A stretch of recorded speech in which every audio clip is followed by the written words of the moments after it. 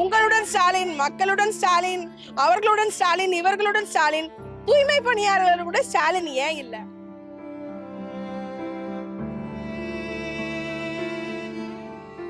ஸ்டாலினுக்கு தூய்மை பணியாளர்கள் மேல ஏதோ ஒரு விதமான ஒவ்வாமை இருக்கு.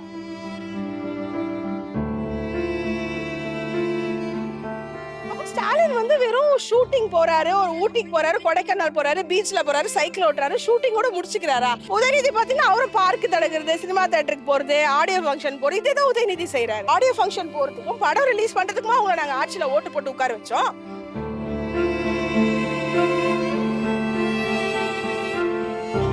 நைட்ல 12 மணிக்கு வந்து சேகர் பாபு மேயரும் ரொம்ப ஆரகண்டா பேசிட்டு போறாங்க, ரொம்ப கோவமா பேசுறாங்க. இவங்க மேல தப்பு இருக்கு.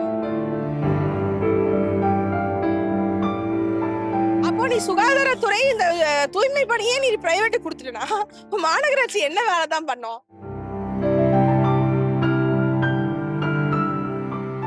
எல்லா ரிப்போர்ட்டரும் சேகர் பாபு கிட்டவே கேளுங்க, சார் நீங்க ஏன் சார் இதெல்லாம் தலையிடுறீங்க? நீங்க அறநிலையத்துறை அமைச்சர், நீங்க சிஎம்டிஏ அமைச்சர், உங்களுக்கு இந்த தொழிலாளர்கள் வரல, நேரு தான் வந்து பேசணும், ஏன் நேரு பேச மாட்டாரா?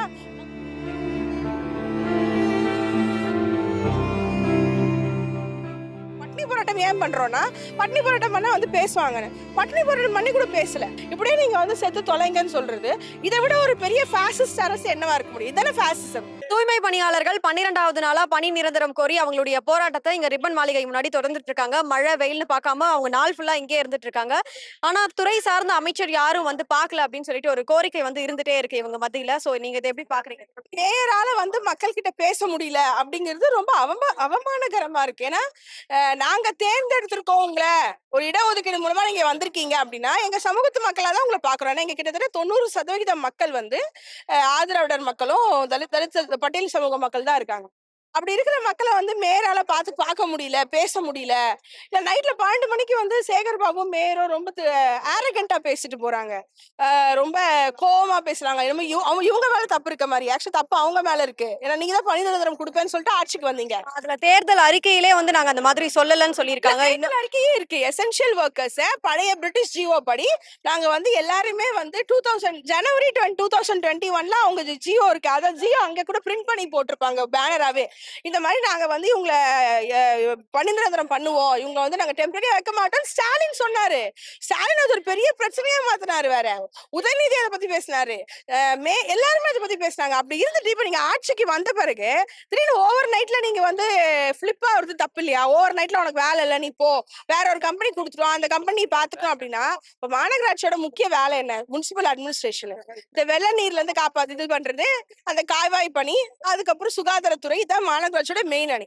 அப்போ நீ சுகாதாரத்துறை இந்த தூய்மை பணியே நீ பிரைவேட் கொடுத்துட்டா மாநகராட்சி என்ன வேலை தான் பண்ணோம்?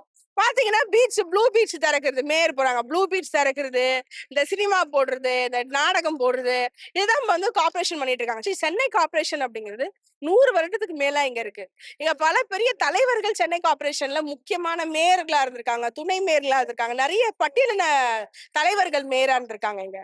அப்படி இருக்கும் பொழுது சென்னை கார்பரேஷன் வந்து பட்டியலின சமூகத்தோட மிகப்பெரிய என்ன சொல்றது, இங்க இருந்து நிறைய செயலாளர்கள் வந்து தலித்துகளா இருந்திருக்காங்க. அவங்க கட்டுப்பாட்டுல தான் மாநகராட்சி இருந்தது.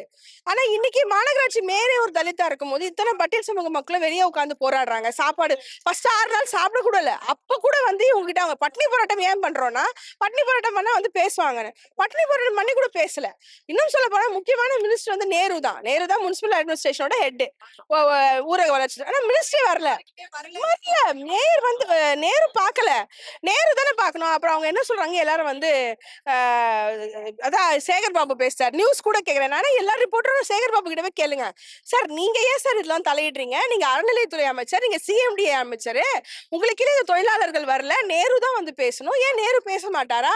மக்களால் தேர்ந்தெடுக்கப்பட்டவர் தானே நேரு, ஓட்டு போட்டு தானே நேரு வந்தாரு, ஏன் நேரு பேச மாட்டாரா அப்படின்னு சொல்லி நம்ம கேட்கலாம். எல்லா ரிப்போர்ட்டர் கேளுங்க, நான் அதான் சொல்றேன். ஆனா நேரு இது வரைக்கும் எதுவுமே பேசல, ஒரு அறிக்கை கூட கொடுக்கல, அப்படியே அமைதியா இருக்காரு. சேகர் பாபுவும் மேயரும் பேசுறாங்க. மேயர் கூட ஒரு பதில் சொல்றாங்களே தவிர ஒரு நெகோசியேஷன் டாக்ஸ். இப்ப இவங்க எல்லாருமே ரொம்ப படிச்சவங்க, ரொம்ப அறிவானவங்க, எல்லாருக்குமே லா தெரியுது, பைலா தெரியுது, கிளாஸஸ் தெரியுது ஜியோல. அவங்களெல்லாம் உட்கார வச்சு பேசலாம் மேயர். ஆனா மேயருக்கு தான் இதெல்லாம் தெரியல. ஆக்சுவலி இது ஸ்ட்ரைக் செய்யற எல்லாருக்குமே கிளாஸஸ் தெரியுது, லேபர் லாஸ் எல்லாம், மினிமம் வேஜ் எல்லாமே அவங்களுக்கு தெரியுது. மேயருக்கு தான் எதுவுமே தெரியல. அதான் மேயர் என்ன சொல்றாங்க, பிரைவேட்ல போனா நல்லா இருப்பாங்க. பிரைவேட்ல போனா எல்லாரும் நல்லா இருப்பாங்கன்னா, நீங்க வந்து இந்த போராட்டமே முதல்ல டிஎம்கே பண்ணிருக்காதுல 2021ல. பிரைவேட் வேணாம், தனியார் மயம் படுத்துது, பாஜக தனியார் மயம் படுத்துது அப்படிங்கிறீங்க. பாஜக தனியார் மயம் படுத்துதுன்னு எதுக்குறீங்களே, தமிழ்நாட்டுல நீங்களே அதை தனியார் மயம் படுத்துறீங்களா? அதுவும் எசென்ஷியல் ஒர்க்கர்ஸ் தனியார் மயம் படுத்துறீங்களே. அதுல பாத்தீங்கன்னா இப்போ எல்லா நியூஸ் மீடியா நேத்து உட்பட நேஷனல் நியூஸ் மீடியா ஃபுல்லாவே பேசுது. ஆனா இவங்க யாரும் பேசல. குறிப்பா முதலமைச்சர் ஸ்டாலின் வந்து எதுவுமே சொல்ல மாட்டாரு. ஸ்டாலின் வந்து வாயை திறந்து இது குறித்து பேசவே இல்லை. அப்போ ஸ்டாலின் வந்து என்ன ஒரு மனநிலையில இருக்காரு?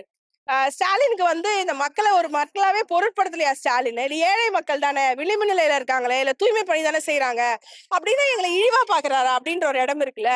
அப்போ நான் ஸ்டாலினை பார்த்து ஒரு கேள்விதான் கேட்க முடியும். உங்களுடன் ஸ்டாலின், மக்களுடன் ஸ்டாலின், அவர்களுடன் ஸ்டாலின், இவர்களுடன் ஸ்டாலின், தூய்மை பணியாளர்களுடன் ஸ்டாலின் ஏன் இல்ல? அப்போ ஸ்டாலினுக்கு தூய்மை பணியாளர்கள் மேல ஏதோ ஒரு விதமான ஒவ்வாமை இருக்கா? அதனாலதான் எங்களோட வந்து உட்கார்லையா? நீங்க பாக்குறீங்க இவ்வளவு பேர் வந்து உட்கார்றாங்க, மனிதர்களோட பேசுறாங்க, என்ன பிரச்சனைன்னு கேக்குறாங்க. ஆனா நீங்க அதை செய்யல.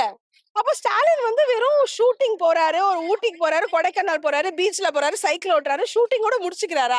அப்ப நீங்க கிட்டத்தட்ட மோடி சொல்ற மாதிரி நீங்க ஷூட்டிங் முதல்வரா? அப்படிதான் கேள்வி கேட்க வேண்டியிருக்கு. அப்ப மக்களோட கோரிக்கை பத்தி துணை முதல்வராவது வரணும்ல.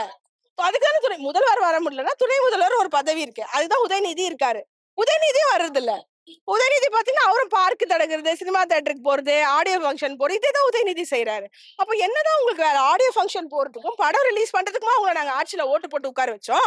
எங்க வரி பணத்தை கொடுத்து எங்க உழைப்பு கொடுத்து நாங்க உட்கார வச்சிருக்கோம்னா நீ எங்களுக்காக தானே பேசணும், எங்க சமூகத்துக்கு பேசணும்னு ஏன் பேசாம இருக்க அப்படின்ற கேள்வி இவ்வளவு பேரும். இப்ப நம்ம காவ பக்கத்துல உட்கார எவ்வளவு கஷ்டமா இருக்கு. ஸ்மெல் அடிக்குது, கொசு இருக்கு, குழந்தைங்க இருக்கு, வீட்டுல ஆளுங்க போய் நோய் பரவுது, நோய் பரவல்லாம் வரும், டெங்கு வரும், இங்க மலேரியா வரும்.